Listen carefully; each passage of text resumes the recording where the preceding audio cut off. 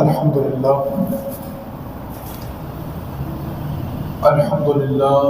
نحمده ونستعینه ونستغفره ونؤمن به ونتوکل علیہ ونعوذ باللہ من شرور انفسنا ومن سیئات اعمالنا من يهده الله فلا مضل له ومن يضلل فلا هادي له ونشهد أن لا إله إلا الله وحده لا شريك له ونشهد أن محمدا عبده ورسوله قال الله تبارك وتعالى في القرآن المجيد والفرقان الحميد ليس بأمانيكم ولا أماني أهل الكتاب صدق اللہ مولانا العظیم ان اللہ وملائکتہ یصلون علی النبی یا ایھا الذین آمنوا صلوا علیہ وسلموا تسلیما بآواز بلند محبت اور عقیدت کے ساتھ احمد مصطفیٰ جناب محمد مصطفیٰ صلی اللہ علیہ وسلم کی بارگاہ اقدس میں صلاۃ و سلام کا تحفہ پیش فرما لیں۔ الصلاۃ والسلام علیک یا سیدی یا رسول اللہ وعلی آلک وصحبہ۔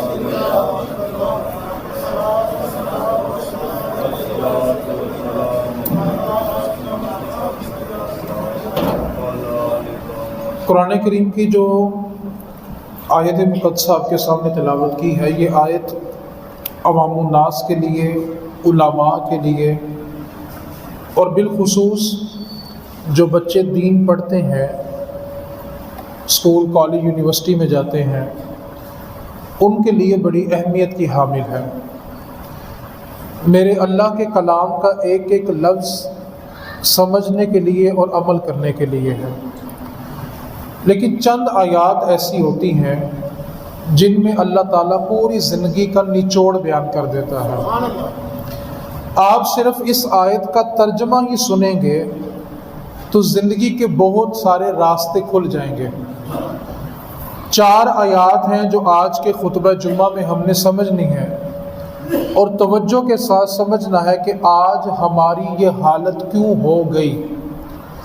اللہ تعالیٰ نے قرآن مجید میں ارشاد فرمایا لیس بامانیکم ولا امانی اہل الکتاب۔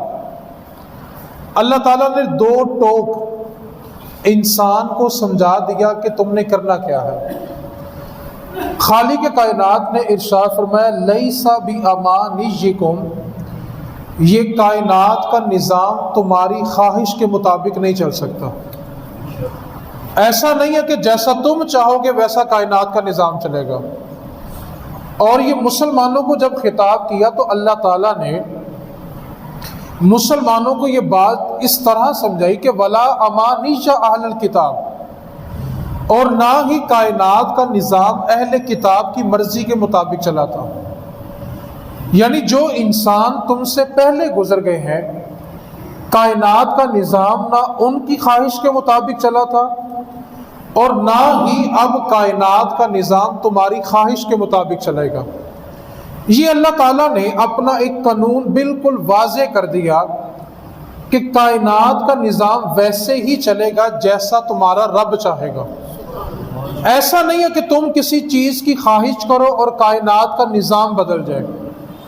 جیسے مثال کے طور پہ وہ عرب کے اندر ایک کہاوت مشہور ہے، جب انگریزوں نے ایٹم بم بنانے شروع کیے تو عرب کے لوگوں نے دعائیں کرنی شروع کر دی، اللہ کرے ان کے ایٹم کو کیڑے پڑ جائیں۔ تو صرف خواہشات کی بنیاد پر مسلمانوں کو غلبہ نہیں ملے گا، صرف چاہ لینے سے اس کی حکومت نہیں آ جائے گی، صرف خواہش کر لینے سے اس کو عزت نہیں ملے گی، بلکہ اللہ رب العزت نے واضح طور پر اعلان کر دیا کہ کائنات کا نظام تمہاری خواہشات کے مطابق نہیں چلے گا۔ اس وقت جو ہماری صورتحال ہے اس کو تھوڑا سمجھنے کی ضرورت ہے۔ کائنات کے اندر جس کو بھی عزت ملے گی وہ تحقیق اور علم کی بنیاد پر ملے گی۔ اس کی ایک مثال یہ ہے کہ جو کافر لوگ ہیں وہ تحقیق کر کے نئی سے نئی ایجادات کر رہے ہیں، وہ نظام زندگی کے لیے ایسی ایسی چیزوں کو بنا رہے ہیں کہ اب انسان یہ سمجھنے لگ گیا ہے کہ اس کی اس چیز کے بغیر زندگی ممکن نہیں ہے۔ انگریز نے ایسی ایسی ایجادات کر دی کہ مسلمانوں کی زندگیوں کو انہوں نے ان چیزوں کا محتاج کر دیا۔ اب انہوں نے ایجادات کی تحقیق کی، علم منوایا، اس پر تحقیق کی اور چیزوں کو ایجاد کر دیا۔ اب ہمارا مسلمان ہر نماز کے بعد دعا کیا مانگ رہا ہے؟ اے اللہ سارے گوروں کو تباہی کر دے۔ مزے کی بات یہ ہے، جمعہ پڑھ کے دعا یہ مانگتے ہیں اللہ امریکہ کو تباہ کر دے، اور صبح جا کے امریکہ کی ایمبیسی میں وہاں کا ویزا لگوا رہے ہوتے ہیں۔ وہ انسان پوچھے اگر تو نے امریکہ تباہی کرنا تو وہاں لینے کیا جا رہا ہے؟ تو نے جا کے ان کے ساتھ تباہ ہونا ہے۔ ہم پہلے اس بات پر توجہ کریں کہ ہم نے باطل کو تباہ کرنا ہے یا ان پر غلبہ اختیار کرنا ہے یا ان پر حکومت کرنی ہے۔ آپ مسلمانوں کی تاریخ پڑھ کے دیکھیں، قائد اعظم محمد علی جناح نے فرمایا تھا مسلمان صرف اپنے آباء و اجداد کی تاریخ پڑھ لیں اور یہ وہ والا جذبہ اپنے اندر پیدا کر لیں تو مسلمان ایک ایسی قوت ہے کہ دنیا کی دوسری کوئی قوت اس کو کبھی شکست نہیں دے سکتی۔ صرف یہ اپنے بڑوں کے جذبے اور ولولوں کو پڑھ لیں اور اس پر عمل کرنا شروع کر دیں۔ آج اللہ رب العزت کی اس آیت کو آپ نے بڑی توجہ کے ساتھ سمجھنا ہے۔ اللہ تعالیٰ نے دو ٹوک کہا ہے کہ یہ کائنات کا نظام تمہاری خواہش کے مطابق نہیں چلے گا۔ ایسا نہیں ہے کہ تم خواہش کرو تو امریکہ کے سارے ایٹم بم فیل ہو جائیں، ایسا نہیں ہے کہ تم خواہش کرو تو دنیا کے پاس جتنی قوت ہے وہ ساری ختم ہو جائے، ایسا نہیں ہے کہ تم صرف گھر بیٹھ کے خواہش کرو اور تمہیں صبح پوری دنیا پہ غلبہ مل جائے، ایسا نہیں ہوگا۔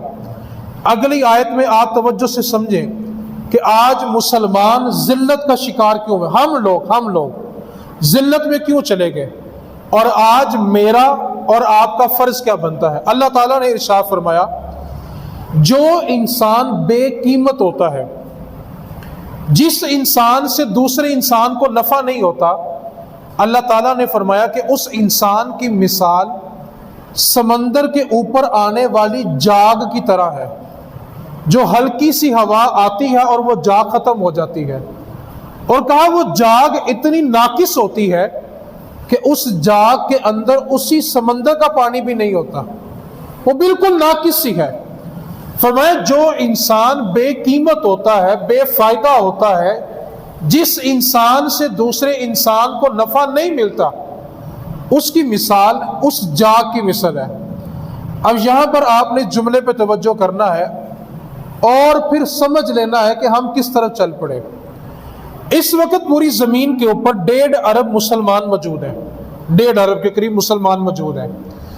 دنیا میں لوگوں کے اعتبار سے، تعداد کے اعتبار سے سب سے بڑا جو مذہب ہے وہ مذہب عیسائیت ہے، دوسرے نمبر میں مسلمان آتے ہیں۔ اور یہ جو یہودی آج پوری دنیا کے اوپر روب ڈال رہے ہیں نا، آپ کو سن کے حیرت ہوگی کہ اس وقت پوری زمین پہ یہودیوں کی تعداد صرف اور صرف 80 لاکھ ہے۔ 7.5 ارب انسان زندہ ہے اس وقت، اور جو یہودی پوری دنیا پہ روب ڈال رہا ہے وہ 1 کروڑ بھی نہیں ہے۔ 100 کروڑ ہوں تو 1 ارب بنتا ہے۔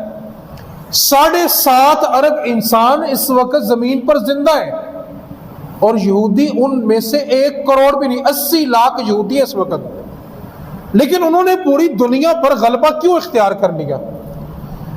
اب اللہ تعالیٰ نے یہ جو آیت میں بیان کیا تھا کہ جو انسان بے نفع ہوتا ہے، جس انسان سے دوسرے انسان کو نفع نہیں ملنا، اس کی مثال جاگ کی طرح ہے۔ اب مسلمان اس بات پر توجہ کرے، اگر 1.5 ارب مسلمان آج ہی دنیا سے ختم ہو جائے تو کیا ہمارے چلے جانے سے گورے کو کوئی فرق پڑے گا؟ 1% بھی فرق نہیں پڑے گا۔ کیوں؟ کہ ہم کسی کے لیے نفع بخش نہیں ہے، ہماری ذات سے کسی کو نفع نہیں ہے۔ دیکھیں، نفع ہو سکتا تھا 2 طریقوں سے۔ یہ 2 طریقے آج کی موجودہ انسانیت کے لیے بڑے اہم ہیں۔ مسلمان باقی انسانوں کو 2 طرح سے نفع پہنچا سکتے تھے۔ ایک نفع تھا دنیا کے اعتبار سے اور ایک نفع تھا آخرت کے اعتبار سے۔ دنیا کے اعتبار سے نفع یہ تھا کہ مسلمان ایسی ایسی ایجادات کرتے، ایسے ایسے تجربے کرتے کہ گورے ان چیزوں کے محتاج ہو جاتے اور پھر مسلمان ان کے لیے نفع بخش ہوتے۔ مسلمان ایسی چیزوں کو بناتے جو انسانی زندگی کے لیے ضروری ہوتی اور وہ گوروں کی مجبوری بن جاتی، تو پھر مسلمان ان کے لیے فائدہ مند ہوتا، نفع بخش ہوتا، اور اس صورت میں جب مسلمان دنیا سے جاتا تو پھر ان کو کوئی فرق محسوس ہوتا۔ لیکن مسلمانوں نے دنیا کے اندر جب چیزوں کو ایجادات کیا تھا تب ان مسلمانوں کا رعب بھی تھا اور کافروں کے اوپر ان کی حکومت بھی تھی۔ جیسے ابن الہیثم وغیرہ گزرے، جتنے ہمارے مسلمان سائنسدان گزرے ہیں، جب انہوں نے ایجادات کی تو انہوں نے کافروں کے اوپر اپنا غلبہ بھی رکھا اور انہوں نے ایسی چیزوں کو تخلیق کیا جو ان کی زندگی کی ضرورت بن گئی اور وہ مسلمانوں کے محتاج ہو گئے، اور اس کے بدلے مسلمانوں نے ان کے اوپر حکومت کی۔ ایک صورت تو یہ تھی کہ مسلمان نفع بخش ہوتے دنیا کے اعتبار سے کہ وہ ضرورت زندگی میں ایسی چیزوں کو ایجاد کرتے جو ان کی مجبوری ہوتی، اور اگر آج کا مسلمان اتنی ترقی سائنس میں نہیں کر سکا، وہ ایسی چیزوں کو ایجاد نہیں کر سکا، اور اگر کر بھی پایا تو اس کو حکومتوں نے نظر بند کر دیا۔ اگر اس نے کوئی نئی ایجادات میں حصہ شامل کیا تو حکومتوں نے اس کو ہمیشہ کے لیے بین کر دیا، کیونکہ ہمارے یرانے باہر ہیں اور ہم کبھی ان کی غلامی چھوڑ نہیں سکتے۔ تو مسلمان نے اس صورت میں انگریز کو اپنا محتاج نہیں کیا۔ دوسری صورت یہ تھی کہ مسلمان آخرت کے اعتبار سے غیر مسلموں کو اپنا تابع کر لیتا۔ وہ کیا تھا کہ مسلمان میں وہ کردار نظر آتا کہ یہ مسلمان ایسی قوم ہے جو سب سے بڑھ کے اپنے رب سے پیار کرتی ہے، ان کے کردار سے ان کے رب کی محبت نظر آتی، ان کے کردار سے اپنے رب کی ذات پر توکل نظر آتا، نہیں کیا۔ ان کے کردار سے اپنے نبی کی محبت چھلکتی، تاکہ لوگ مثال دیتے کہ یہ وہ قوم ہے جنہوں نے اپنے نبی سے محبت کر کے دکھائی ہے۔ یا تیسری صورت یہ تھی کہ مسلمانوں کے اخلاق اتنے بلند ہو جاتے کہ غیر مسلم بھی اس بات کو کہنے پر مجبور ہو جاتے کہ یہی وہ قوم ہے جس نے اپنے نبی کی پوری پوری پیروی کی ہے۔ اچھا، ہمارے پاس اب توکل بھی کمزور ہوا، نبی پاک صلی اللہ علیہ وسلم سے عشق دعووں کی حد تک رہ گیا، اور اخلاقیات کے اعتبار سے ہم گر گئے، تو ہم نے ان کو آخرت کی بھی یاد نہیں دلائی، نہ ہم نے ان کو دنیاوی اعتبار سے ترقی کر کے دکھائی، نہ ہم نے اخروی اعتبار سے ان کو ترقی کر کے دکھائی کہ وہ ہمارے تابع ہوتے۔ اور جب ہم نے یہ دونوں چیزیں ان کو نہیں دی تو پھر ہم ہو گئے بے فائدہ، بے قیمت، نفع بخش نہیں رہے۔ اور اللہ تعالیٰ فرما رہا ہے کہ جو انسان نفع بخش نہیں ہوتا وہ سمندر کی جاگ کی مثل ہے اور اس کو کبھی بھی ٹھہراؤ نہیں ملتا۔ اسی آیت کے اگلے جملے میں اللہ تعالیٰ نے فرمایا جو دوسرے انسانوں کے لیے نفع بخش بن جاتا ہے اللہ اس کو زمین پہ قرار بھی عطا کرتا ہے۔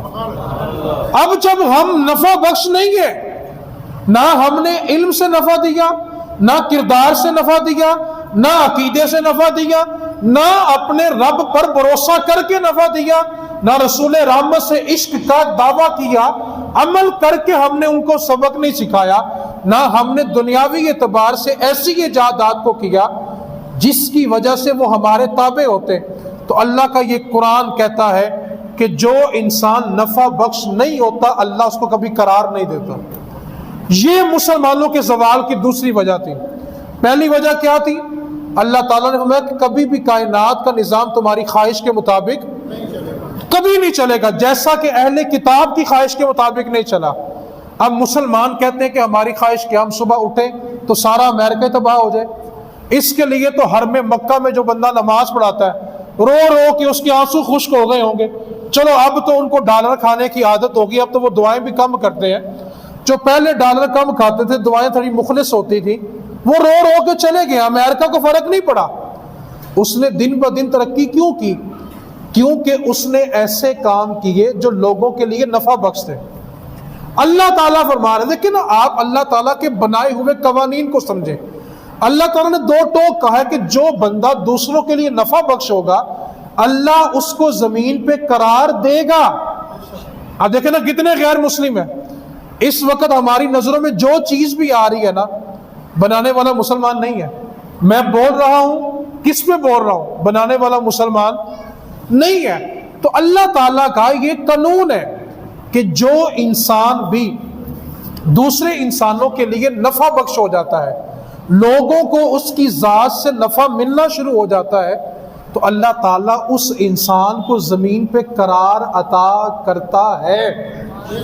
یہ وجہ ہے اگر مسلمان سائنسی ایجادات نہیں کر سکے، جب کی تھی تب حکمرانی بھی تھی، جب کی تھی تب بادشاہت بھی تھی، جب کی تھی تو مسلمانوں کی گوڑوں کی تاپوں کی آواز سے غیر مسلم عورتوں کے حمل گر جایا کرتے تھے۔ اللہ تعالیٰ نے مسلمانوں کو وہ غلبہ، وہ عروج، وہ دبدبا، وہ طاقت، وہ رعب عطا کیا ہوا ہے کہ ان کی گوڑوں کی تاپوں کی آوازوں سے ماؤں کے حمل گر جایا کرتے تھے، ان پر اس قدر خوف طاری ہوتا تھا۔ کیوں؟ اس وقت وہ انسان دنیا کے لیے نفع بخش تھے۔ اس کی ایک اور مثال، آج جو مستشرقین لوگ ہیں جو اسلام پر اعتراض کرتے رہتے ہیں، انہوں نے بھی اس بات کو قبول کیا ہے کہ روئے زمین پہ اسلام کے اعتبار سے جو سب سے بہترین دور گزرا ہے وہ مسلمانوں کے نبی کے صحابہ کا دور ہے۔ وہ اس بات کو تسلیم کرتے ہیں۔ اب ان سے پوچھا گیا کہ صحابہ نے تو کوئی ایجادات نہیں کی، تو مستشرقین جو اسلام مخالف ہیں، جو اسلام پر اعتراض کر رہے ہیں، وہ جواب کیا لکھتا ہے؟ وہ کہتا ہے کہ اگرچہ صحابہ نے نئی چیزوں کو نہیں بنایا، لیکن انہوں نے اپنے رب سے پیار اتنا کیا کہ ان کا پیار دیکھ کر لوگ کلمہ پڑھ لیتے تھے۔ انہوں نے اپنے نبی کی پیروی ایسے کی کہ لوگوں نے ان کو دیکھ کے کلمہ پڑھا۔ جیسے ایک غیر مسلموں کا علاقہ تھا، وہاں پہ دو بندے گئے اور انہوں نے جا کے نا ایک پرچون کی سودا سلف کی دکان بنا لی، اور انہوں نے سارا علاقہ غیر مسلم، صرف دو مسلمان تھے جو دکاندار تھے۔ اب انہوں نے لوگوں کے ساتھ لین دین کے معاملات شروع کیے۔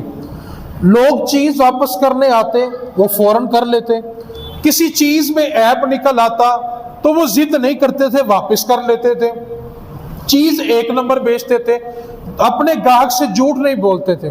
اچھا، ان کا اخلاق دیکھ دیکھ کے ایک بندہ مسلمان ہو گیا، ایک کو دیکھا دوسرا مسلمان، صرف چند سالوں میں پورے کا پورا شہر مسلمان ہوا، ایک بھی غیر مسلم نہیں بچا۔ اور جب ہر طرف اسلام کا پرچم لہرایا تو ساری بستی جمع ہو گئی، تو ایک دوسرے سے پوچھنے لگے کہ بھئی تو مسلمان کیوں ہوا ہے؟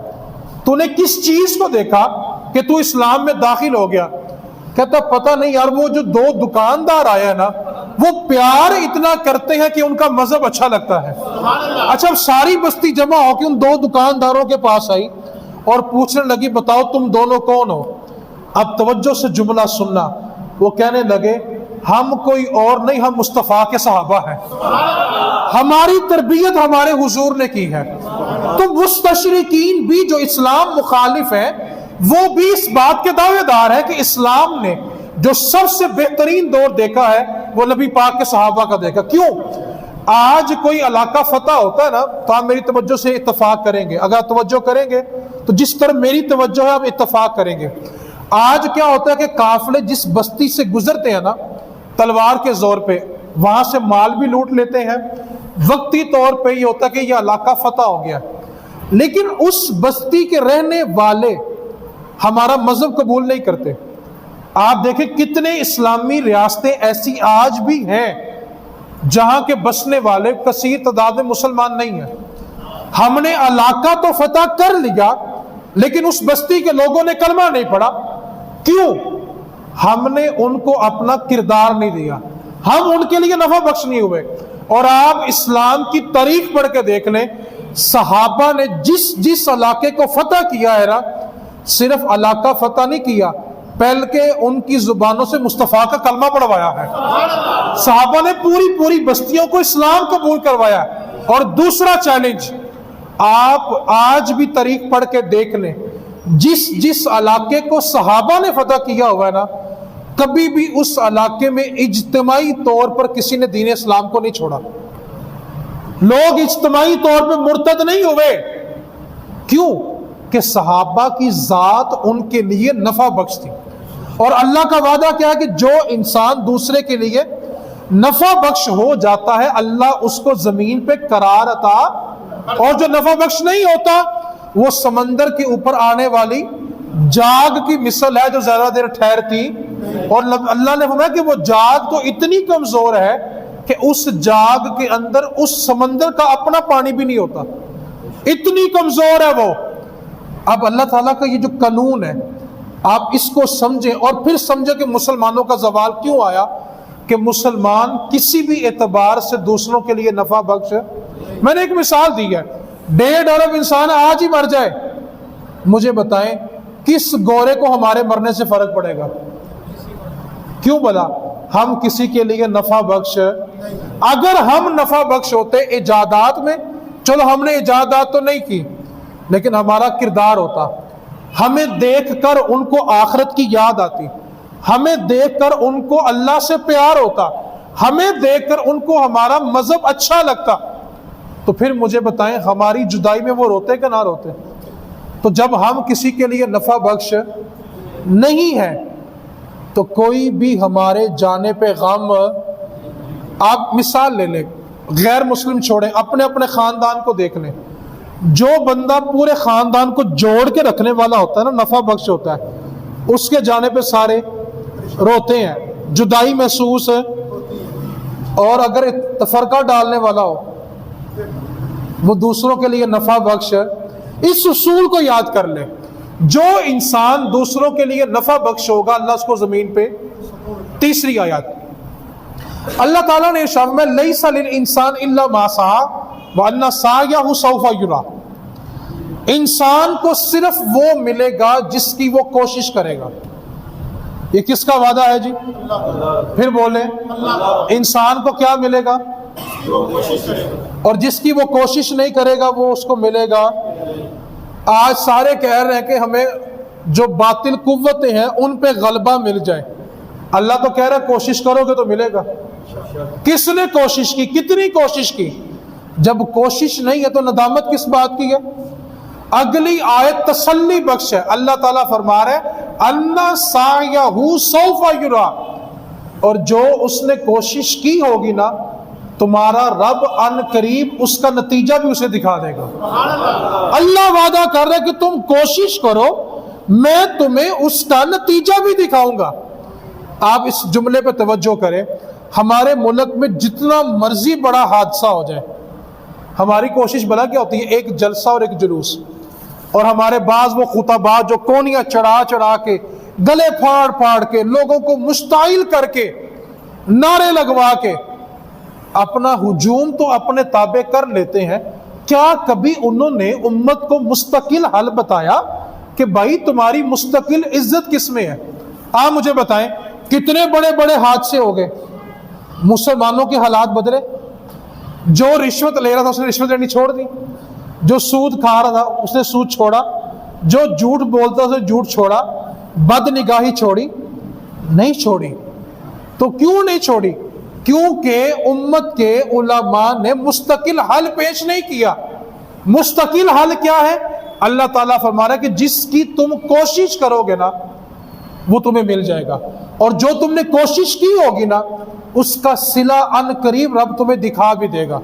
ہمارے بڑے بڑے حادثے جلوسوں اور جلسوں اور تقریروں کی نظر ہو جاتے ہیں. بڑے بڑی مذہبی سیاسی جماعتیں دیکھ لیں آپ، وہ سمجھتے ہیں کہ ہم نے ایک ریلی نکال لی ہے اور ہم نے اب امت کے سامنے اپنا فرض ادا کر دیا. آپ مجھے بتائیں اگر میرے سامنے 200 250 400 بندہ بیٹھا ہو، اگر میں 10 لوگوں کا بھی نظریہ نہ بدل سکوں نا تو میری تقریر بے مقصد ہے. دیکھیں اگر میں نے 2 گھنٹے لگا کے تیاری کرنی ہے، گھنٹہ لگا کر بولنا ہے، اور اگر 3 گھنٹے میرے بے مقصد چلے جائیں تو میں امت کو کچھ نہیں دے سکا. اللہ تعالیٰ نے تیسری آیت میں کیا فرمایا؟ کہ جس چیز کی تم کوشش کرو گے اللہ ان قریب وہ تمہیں دکھا دے گا۔ اب ہماری صورتحال کیا ہے؟ سعودی عرب جو ہے نا، جب اس سے پیٹرول نکلنا شروع ہوا تھا تو جو بزرگ ہیں جو اخبارات میں دلچسپی رکھتے ہیں وہ میری بات پر جلدی توجہ کریں گے تو سمجھ پائیں گے۔ جب سعودیہ سے تیل نکلا تھا نا تو معاہدہ یہ ہوا تھا 80% تیل وہ لوگ لیں گے جو تیل نکالتے ہیں اور 20% تیل سعودیہ کو ملے گا۔ یہ معاہدے کیے گئے۔ اب یہ ظلم کیوں ہوا؟ آپ اس چیز کو سمجھیں۔ اللہ تعالیٰ نے قرآن کریم میں ایک آیت کا مفہوم یہ ہے کہ جو قومیں انصاف کرنا چھوڑ دیتی ہے نا وہ کبھی قائم نہیں رہتی۔ اب انہوں نے کیا کیا؟ اپنے شہریوں کے لیے اصول کچھ اور ہے، اور جو باہر سے لوگ رزق کمانے کے لیے گئے ہیں ان کے پیسوں پہ، ان کی عزت پہ ان کا قبضہ ہے، ان سے پیسے بھی کھینچ لیتے ہیں، ان کی عزت کو پامال بھی کرتے ہیں اور ان کے اوپر اپنی حکمرانی بھی جماتے ہیں۔ اپنے باشندوں کے لیے اصول کچھ اور ہے اور غیر ملکی جو آتے ہیں ان کے لیے اصول کچھ اور ہے۔ جب اتنا بڑا ظلم کیا نا تو پھر سعودیہ کو جتنی بھی کمائی ہوئی وہ دین اسلام پہ خرچ نہیں ہوئی۔ مجھے بتائیں سب سے بڑی جو اس وقت اسلامی ریاست جس کی آمدن سب سے زیادہ ہے وہ سعودی عرب ہے۔ بتائیں سعودی عرب کا کوئی مجھے ایک بندہ بتائیں جو سعودیہ نے 100 سال میں تیار کیا ہو اور جس نے آ کر امت کی رہنمائی کی ہو۔ ایک مثال کسی کے ذہن میں تو مجھے دے دے کہ سعودیہ نے یہ ایک بندہ تیار کیا تھا، یہ ایک یونیورسٹی بنائی جس نے مسلمانوں کو تیار کیا۔ کہاں ہے؟ کوئی ایک لیڈر دکھائے 100 سال کی تاریخ میں۔ کیوں؟ جو قوم انصاف نہیں کرتی اللہ اس سے کام نہیں لیتا۔ وہ فراز نے کیا خوب لکھا تھا، پڑھتا ہوں تو کہتی ہے خالق کی یہ کتاب، پڑھتا ہوں تو کہتی ہے خالق کی یہ کتاب، مثل یہودی یہ سعودی بھی ہے عذاب۔ پڑھتا ہوں خالق کی کتاب تو کہتی ہے یہ خالق کی کتاب کہ مثل یہودی یہ سعودی بھی ہے عذاب۔ اور اس قوم کے بارے اور کیا لکھوں فراز، کعبے کی کمائی سے جو پیتے ہیں شراب۔ اس نے مسلمانوں کی نمائندگی کرنی ہے۔ اب سنیں مسلمانوں کی نمائندگی کیا تھی۔ آپ یہ میری تقریر کا آخری ٹوٹا سن لیں، آپ کو سمجھ آئے گی کہ مسلمانوں کی ہمارے زوال کی وجہ کیا ہے۔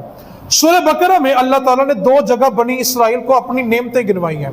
یا بنی اسرائیل اذکروا نعمتی التی انعمت علیکم وانی فضلتکم علی العالمین۔ اللہ تعالیٰ نے فرمایا کہ میں نے تمہیں اپنی نعمت دی، میری نعمت کو یاد کرو۔ آگے اللہ نے بولا کیا فرمایا، وانی فضلتکم علی العالمین، اے بنی اسرائیل میں نے تمہیں تمام جہانوں پہ فضیلت دی ہے۔ اللہ تعالیٰ نے بنی اسرائیل کو وہ عزت دی کہ تمام جہانوں سے بڑھ کر عزت بنی اسرائیل کے پاس تھی۔ اب توجہ کرنی ہے آپ نے میری بات کی طرف۔ ہماری جو تاریخ ہے نا وہ صرف 1400 سال ہے اور بنی اسرائیل کی تاریخ 2000 سال ہے۔ بنی اسرائیل کی ابتدا میں 2 نبی آئے، موسیٰ علیہ السلام اور ہارون علیہ السلام، اور آخری 2 جو رسول ہیں وہ عیسیٰ علیہ السلام ہے اور یحییٰ علیہ السلام ہے۔ عیسیٰ علیہ السلام اور یحییٰ علیہ السلام کا زمانہ ایک ہے، اور شروع میں موسیٰ علیہ السلام اور ہارون علیہ السلام کا زمانہ ایک ہے۔ بنی اسرائیل کی ابتدا میں بھی 2 رسول ہیں، آخر میں بھی 2 رسول ہیں، اور 2000 سال جو بنی اسرائیل کی حکومت رہی ہے نا، اللہ تعالیٰ نے ان 2000 سالوں میں 300 نبی اس قوم کے لیے بھیجے ہیں۔ ایک دور بھی ایسا نہیں آیا کہ جس دور میں اللہ کا نبی موجود نہ ہو۔ اللہ تعالیٰ نے ان کو اتنی بڑی نعمتیں دی اور اللہ نے فرمایا کہ وَأَنِّي فَضَّلْتُكُمْ عَلَى الْعَالَمِينَ، میں نے تمہیں تمام جہان والوں پہ فضیلت دی، رسول دیے، نبی دی، کتابیں دی، سب کچھ دیا، لیکن بنی اسرائیل تباہ کیوں ہو گئی؟ اللہ تعالیٰ نے فرمایا وَضُرِبَتْ عَلَيْهِمُ الذِّلَّةُ وَالْمَسْكَنَةُ، پھر ہم نے ان پر ذلت کو مسلط کر دیا۔ شان کیا تھی کہ سارے جہانوں پہ سب سے افضل کون تھا؟ بنی اسرائیل۔ اور پھر نتیجہ کیا نکلا؟ وہ دوری بت علیہم الذلۃ والمسکنہ، ہم نے ان پر ذلت اور محتاجی کو مسلط کیا۔ مالک کیوں کیا؟ اللہ تعالیٰ نے ارشاد فرمایا کہ انہوں نے میرے بھیجے ہوئے دین کو پس پشت پھینک دیا، انہوں نے میری بھیجی ہوئی کتابوں کو پس پشت پھینک دیا اور اپنی خواہشات کے مطابق چلنے لگے، حالانکہ میں نے کہا تھا لیس بامانیکم کہ کائنات کا نظام تمہاری خواہش کے مطابق نہیں چلے گا۔ انہوں نے کتاب کو صرف مقدس کتاب بنایا، عمل نہیں کیا جیسے آج ہم نے کیا۔ ہمارے نزدیک قرآن بلا کیا ہے؟ بیٹی رخصت کرو تو سایہ کر لو، بابے کی روح اٹک گئی ہے یاسین پڑھ لو، قبض ہو گئی ہے بقرہ پڑھ لو، دفن کر دیا ہے ملک پڑھ لو، اور اگر کوئی مرض پڑ گیا تو تعویذ بنا کے گلے میں پہن لو۔ ہمارے نزدیک قرآن کا اس کے علاوہ کوئی مقصد نہیں ہے۔ یہی سلوک بنی اسرائیل نے اپنی کتابوں سے کیا تو اللہ رب العزت نے فرمایا وَضُرِبَتْ عَلَيْهِمُ الذِّلَّةُ وَالْمَسْكَنَةُ، جب انہوں نے اللہ کی بھیجی ہوئی کتابوں کو پس پشت پھینک دیا تو ہم نے ان پر ذلت اور محتاجی کو مسلط کر دیا۔ اور وہی سلوک، ہم تو وہ امت تھے جس کے بارے اللہ نے کہا تھا کنتم خیر امہ، اے امت مصطفیٰ تم کائنات میں بہترین امت ہو۔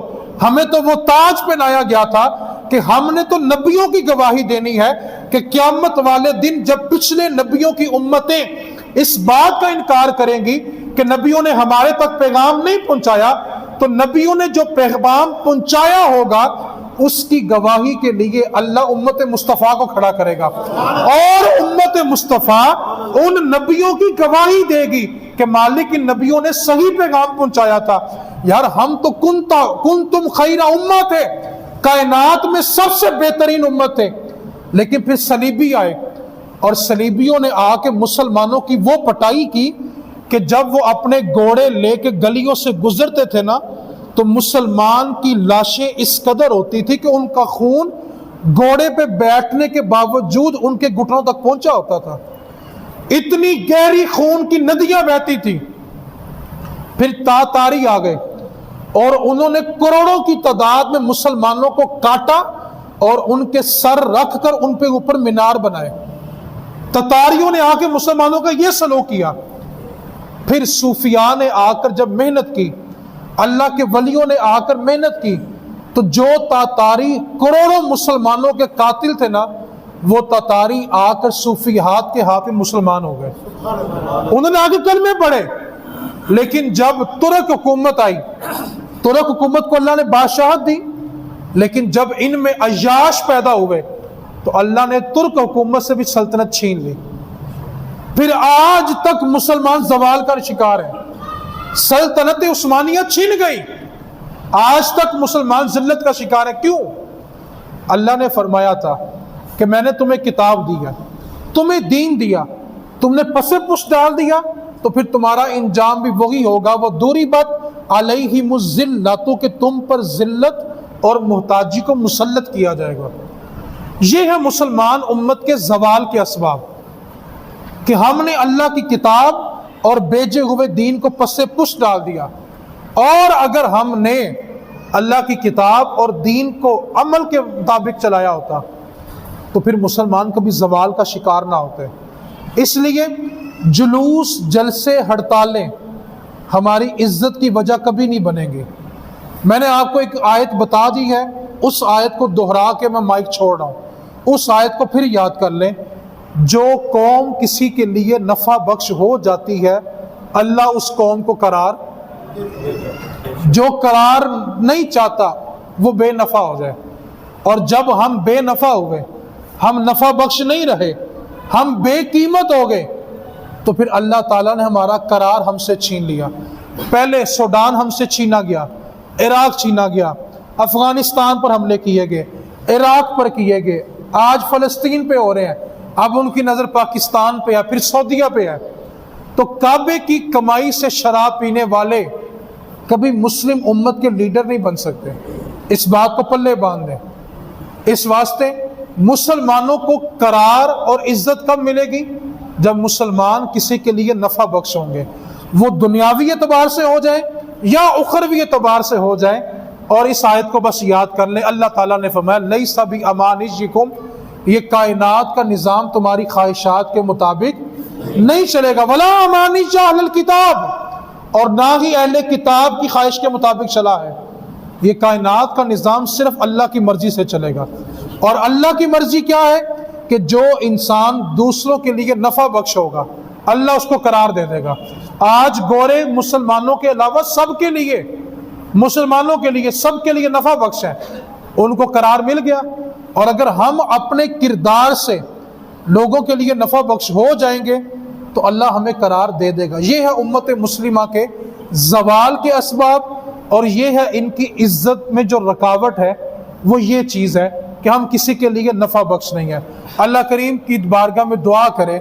میں نے آج شروع میں کہا ہے کہ ہم جمعے کے بعد دعا کرتے ہیں اللہ امریکہ کو تباہ کر دے، اور صبح جا کے امریکہ کا ویزا ڈھونڈ رہے ہوتے ہیں۔ تو مہربانی کریں، اللہ تعالیٰ نے فرمایا کہ تمہاری خواہشات سے نظام نہیں چلے گا۔ یہ نہیں کہ تم رات کو بس دعا کر لو کہ اللہ ہم غالب ہو جائیں تو صبح تم غالب ہو جاؤ گے، ایسا کبھی نہیں ہوگا، ٹھیک ہے؟ بڑے بڑے چہرے میں دیکھ رہا ہوں کہ بڑے پیار کرنے والے چہرے ہیں، لیکن آتے ٹائم کے ٹائم ہی ہیں۔ اللہ تعالیٰ سب کو جزا عطا فرمائے۔ جو جلدی آئے ان کو 2 ہاتھ سے سلام، اور جو لیٹ آئے ہیں انہوں نے سلام میرے ول کر لو جی۔ اللہ تعالیٰ عمل کی توفیق عطا فرمائے۔ وما علینا الا البلاغ۔